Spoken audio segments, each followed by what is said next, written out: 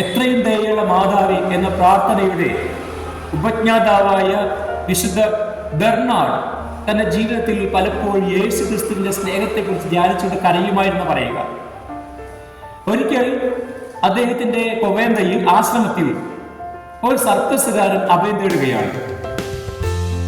ഈ സർക്കസുകാരന് ആരുമില്ല, ഒരു കോമാളിയെ പോലെ തെരുവിലൊക്കെ സർക്കസ് കാണിച്ചുകൊണ്ട് ജീവിക്കുന്ന ഒരു മനുഷ്യനായിരുന്നു. അവസാനം ഈ കൊവേന്തയിൽ വന്നുപെട്ട അദ്ദേഹത്തെ അവർ രണ്ടുപേരെയും സ്വീകരിച്ചു. ശേഷം അദ്ദേഹത്തിന് അവിടെയുള്ള അദ്ദേഹം പഠിപ്പോ വിവരമോ അല്ലെങ്കിൽ വിദ്യാഭ്യാസമോ അല്ലെങ്കിൽ മാന്യമായി പെരുമാറുന്നത് എങ്ങനെയാണെന്ന് അറിയില്ലായിരുന്നു. അപ്പോൾ ഈ മനുഷ്യനെ കൊവേന്തയിൽ ഉൾക്കൊണ്ടു. ശേഷം അദ്ദേഹത്തിന് അവിടെയുള്ള ക്ലീനിങ് ജോലി കൊടുക്കുകയാണ്.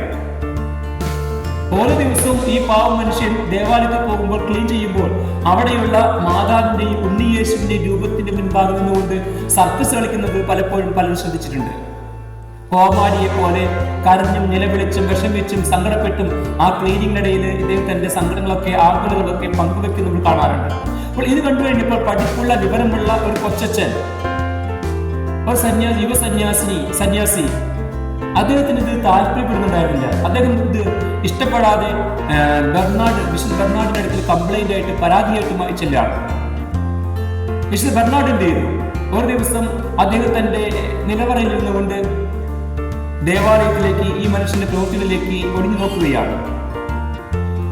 വിശുദ്ധ ബെർണാഡിന് തന്റെ കണ്ണുകളെ വിശ്വസിക്കാൻ സാധിക്കാതെ പോയി. കാരണം അവിടെ ഉണ്ടായിരുന്ന ആ മാതാവിന്റെ രൂപം, ആ ഉണ്ണിയേശുവിന്റെ രൂപം രണ്ടുപേരും ഇറങ്ങി വന്നുകൊണ്ട് ഈ കോമാളി എന്ന് വിളിക്കപ്പെടുന്ന ഈ സർക്കസുകാരന്റെ കൂടെ നിന്ന് ഡാൻസ് കളിക്കുന്നു, കോമാളിത്തരം കാണിക്കുന്നു, ചിരിക്കുന്നു, ആത്മവസിക്കുന്നു. ഇത് അദ്ദേഹത്തിന് ലഭിച്ച ദർശനമാണ്.